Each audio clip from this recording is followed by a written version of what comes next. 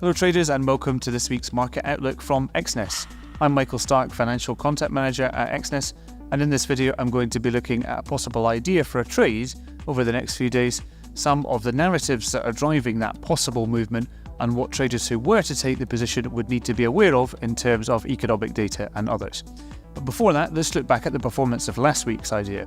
Last week, the idea was a potential buy for platinum against the US dollar from the area of around $940, with a target around $960 to $970. The idea wasn't triggered, but it's possible that it could still be active, so we'll continue to monitor it over the next few days. Now, for this week's idea, the possible trade could be a buy for Alibaba Group stock. We can see that the price of Alibaba has moved down to reach a significant new low in the area around $76 and could potentially bounce from there given the clear oversold situation. The initial target for that movement could be the area around 83.50, which is the 50-day moving average from Bollinger Bands, although it's possible after that the price could continue up and reach a stretch target near the top of the channel around $87.50 to $88. Now, some of the primary narratives that are driving that potential move up by Alibaba is the overall oversold situation and general negativity in Chinese stock markets. We can see that the spread between the S&P 500 and the Hang Seng has reached quite high, 0.3. It's overbought, it's outside the upper deviation of Bollinger Bands, so usually in that situation we might expect it to move down through the Hang Seng recovering and the S&P 500 possibly correcting. Overall, Alibaba's financials are quite strong. We can see that although it slightly missed the consensus for EPS last quarter, this quarter EPS is expected to go up, and overall the company's financials remain sound. This comes with the backdrop of generally reasonably positive GDP data from China recently. Traders who were to take this position would need to be aware primarily of PMI data from China in the next couple of days. Firstly, there's NBS PMI for manufacturing and non-manufacturing on Thursday, followed by Caixin manufacturing PMI early on Friday morning. These critical releases could have an impact on most Chinese shares,